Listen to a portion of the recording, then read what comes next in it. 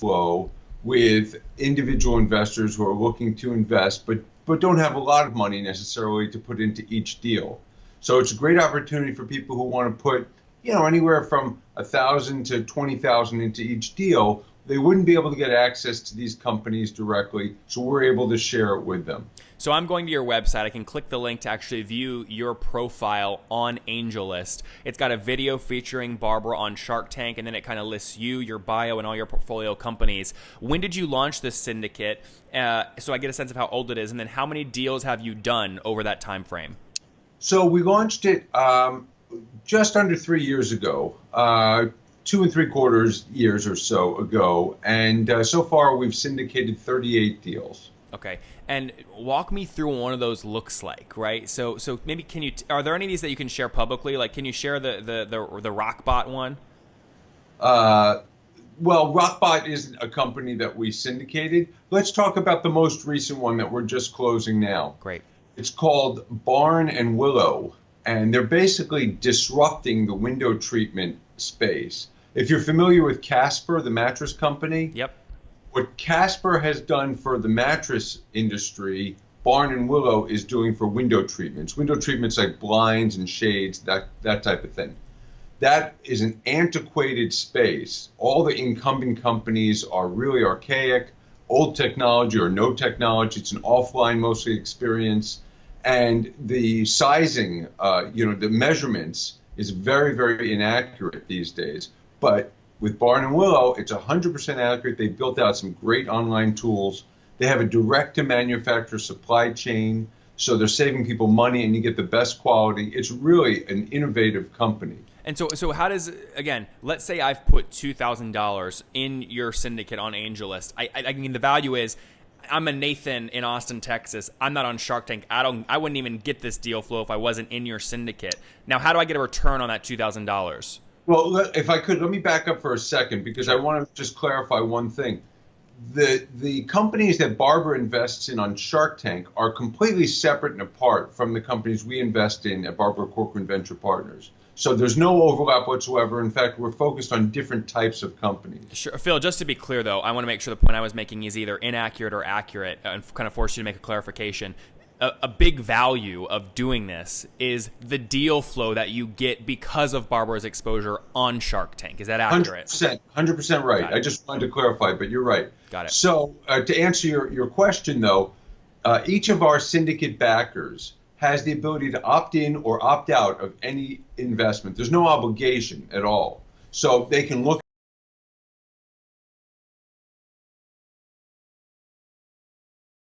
the deal and say, okay, I like this one or I don't. If they like it and they invest, like using your example, you invest $2,000, the most likely exit scenario is an acquisition. That's how you really make money. The company ultimately is acquired, and as shareholders, we all cash out and we're happy. IPO is always another route to go. Of course, that's very, very unusual, very uncommon. Mm-hmm. And so have you had any exits yet? We have not had exits in the syndicate portfolio yet, although there are two that are unannounced in the portfolio. So there aren't any announced yet, but there are two that have not yet been announced. These are still in due diligence phase. It's not public yet, and then maybe get an announcement in the next few months. One has been signed, and the other is finishing due diligence. Okay. Signed but not announced. Okay, great. And I want to dig a little bit more into the details here. So again, I put 2,000 in. I'm literally pushing this blue little button on AngelList, right? There's not like a typical, stock agreement, or I'm not getting, paperwork like I usually do. Oh, no, you do. You get do. all the paperwork. Absolutely, yeah. So what are those docs? What are the docs that I would sign? The AngelList platform is fantastic for handling all of those investor details, all the paperwork, all the documents. And the structure of the deal can be a few different formats. It's either equity or it's a convertible note in one variety or another. There are several varieties of convertible notes. Okay. So it's either a convertible note that converts into equity, or it's a straight equity purchase. And either way, you're going to get all the proper documentation, whether it's a stock purchase agreement or the note and note purchase agreement. So if I go into Barn and Willow, you guys are essentially the lead investor. You present the syndicate opportunity on AngelList. Let's say I put $2,000 in. I'm actually going to be on the cap table for like 0.001%, right? Or whatever valuation you guys have agreed to. Not exactly. All of our backers, and this is true for every AngelList syndicate, all backers are combined into one entity, one special purpose vehicle that AngelList creates. And that entity, which is a limited partnership, will invest and be the entity on the cap table for the company. And how is that LLC run in terms of approving or disapproving and actually control in the company? Who represents those folks on the cap table? So the LLC is managed by an independent third-party company called Assure Fund Management. And they basically will consult with us on any kind of major decision. So if it's a decision like, should we convert the note to equity at this stage, they'll check with us, see what we're doing, get our recommendation, but ultimately it's their decision. The reason I'm digging here is one of the big concerns when this stuff came out, where you could basically go into deals for very little money, is there was a lot of these trolls that would put $1,000 into every deal specifically so they could sue the companies on the opportunity of a big upside. And so you guys feel good about how AngelList is managing that risk in your syndicate deals? Absolutely. Yeah, I don't think the structure allows for an individual investor to sue the company because the individual is not the shareholder or note holder. Yep. Okay, great. And so you said you've done 38 deals so far in the syndicate, and make that a money amount for me. So how much have you put into all these 38 deals together? Oh, it's about $7.5 million, something like that. This is your money plus the folks that have jumped in your syndicate. Yeah, it's closer. I'm sorry, it's probably about $8 million. Yeah, that's okay. And so, Phil, why do you guys, I mean, I imagine if you wanted to, you could pretty easily go out and raise a $20 or $30 million venture capital fund, right, and not worry about syndicates at all. Why mess around with this? I don't consider messing around. I think it's a lot of fun, and it's really very true to Barbara's mission about making venture investing sort of more accessible to the average investor. She's all about that, and she talks about that occasionally on Shark Tank. And she wants to allow people to invest with her and share ideas and bring their knowledge to the table. So I think, we both believe strongly in that. And this is a great model. Our backers are fantastic in terms of the network. You would think, in your example, that investing $2,000 in a deal, you might not feel that vested. You might not do a lot of work to try to help the company. Nothing could be further from the truth. Our syndicate backers go out of their way to help our portfolio companies all the time. They make introductions. They will do provide strategic advice, all kinds of different things. And it's a wonderful relationship. And that comes out of bringing them on board and making it accessible and making it early for them. Whereas in your point, if you had a fund with LPs, they generally are strictly financial investors, right? They're not interested so much in helping out, or they don't have the time to. They're building a large portfolio. But the individuals who are investing smaller amounts, it's more meaningful to them, and they are actually doing quite a bit of helping. Yeah, this is a marketing engine for you guys, right? If you can get 100 people to put in $1,000, those 100 people are essentially working for you and bringing up the name of these brands in their backyard barbecues and etc. You're saying those folks are way more incentivized to help the companies grow. Well, yeah, and they're doing a lot for the companies, not just talking about it or tweeting about it, but making introductions, really doing like some significant work. Yep. Which is great. And there's no obligation to do that, yep. But they do it because they have a vested interest. Yep. Now, we have to talk about the dark side of this. Now, I'll preface this by saying, well, what I think the dark side is, maybe you'll challenge me and prove me wrong. I can be convinced. People love you. People love Barbara, right? They just want to give you guys a big hug when they see Barbara on TV, Barbara, right? They love you guys, right? The grandma that just loves Barbara. They see a younger Barbara in themselves. They eat at Tom Plus Chi, right? They buy the products Barbara invests in. They say, I'm going to put $1,000 into the syndicate. I don't know what the heck investing means, but I love Barbara.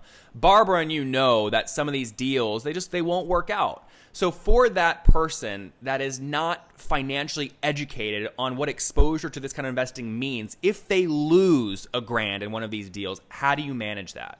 I'm so glad you asked that. First of all, the deals are only available to accredited investors. I see. And explain to my So, audience what that means. sure. So, an accredited investor, you have to meet certain criteria in terms of net worth or annual income. And there are multiple criteria you can use, but you have to be a sophisticated investor and have a significant net worth or annual income. So, the example you used of, a grandmother sitting around wanting to put $1,000 in, she might not be an accredited investor and probably won't qualify. The other thing is we are very careful about sharing up front with anyone who applies to be in our syndicate a little bit about startup investing and the risks involved. So we're very clear that it's likely you're going to lose your money on each individual investment, right?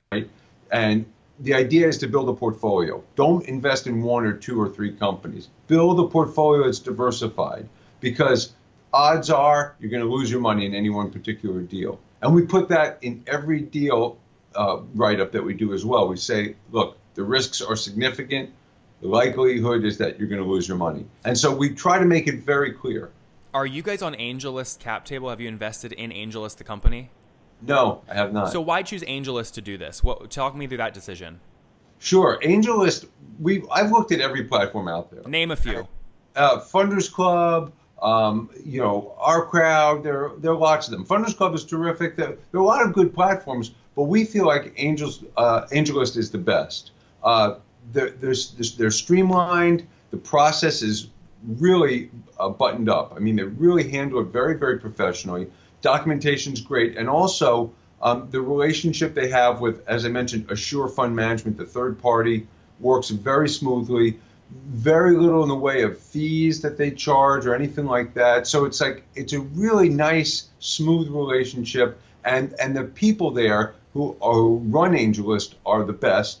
I just think they're top notch. So I mean, they do a great job. So I have to ask you real quick, because I'm sitting here, we're in a business interview. I'm trying to be all serious, and I see this beautiful moving picture behind your head. What is going on? What is this? I'm glad you asked. That is a digital frame from one of our portfolio companies called Mural. Okay. It's spelled M-E-U-R-A-L, Mural. M-E-U-R-A-L. Yeah, exactly. And a very, very cool product. So they have like 30 or 40,000 of the most popular images, artwork from around the world, from the world's best museums. And they've licensed those pieces of art. I mean, you can get the Mona Lisa, you can get, anything from Monet to, modern art. And you can set it to display whatever collections you want, and to display as often as you want. It'll change. I have it set, I think, to change the image every 10 minutes, but you can change it to every minute, every hour. You can upload your own artwork. Huh. And so what's it cost? What's that frame cost that you have up there? I think their retail is $600. You can't see it probably on Skype, but the quality of the image is phenomenal. It's like you feel like you can. The texture of the artwork is there. I wish I wish there was a way to hide the cord. Oh yeah, well, actually, I just don't have it on the wall yet, but on the wall would look better. But also, they're working on a battery-powered version, which would be cool. How much have they raised total? I'm not sure the total. When did you guys get in? Yeah, we got in early, and I think we put in about 300 or 350. I don't know the total amount of the round offhand. And is your guys' model, just for people listening that just love, Barbara and you guys and what you're doing, and they're thinking, I wonder if Barbara would invest in me. What kinds of deals are you guys doing? Is it only equity? Do you do convertible notes? Are you always the lead? Will you participate in a bigger syndicate by a bigger VC? How do you think about that? Yeah, we do equity and notes, both. Doesn't matter. Number one criterion that weeds out a lot of companies is that we only invest in post-revenue companies, right? We don't do anything pre-revenue. You must be generating revenue, and at least sort of 15, 20,000 a month at a very, very minimum. Most are much more than that, but that would be at a very minimum level. We are industry agnostic, but we're really focused on companies that are capital efficient. So if you're coming to us and you're saying, look, I'm burning through a lot of money, I'm looking to raise money, but I'm going to have to raise again in 6 months. He's talking to all you tech founders burning $500,000 per month with 2 months of runway, right? Probably not our deal. We look for runway. We really like companies that are getting close to break even or cash flow positive. They don't have to be there yet, but we want to see a path to break even. We want to see that they can get there in the foreseeable future, and that they're spending on adding fuel to the fire, that they can grow the company. They're not just doing development. They're spending for sales and marketing and really trying to grow. Good. So we're industry agnostic, so we look at everything but capital efficient. Good stuff, Phil. Let's wrap up here with the famous five. Number one, what's your favorite business book? The Lean Startup. Number two, is there a CEO you're following or studying right now?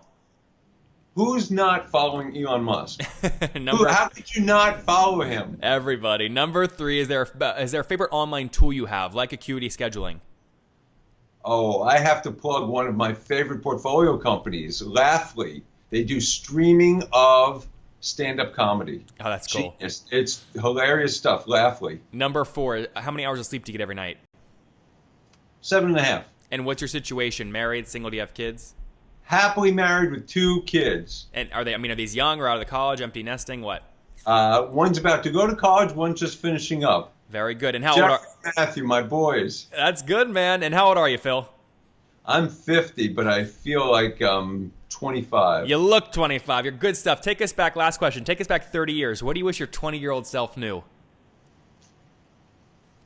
Savor the moment. Be in the moment. Just savor.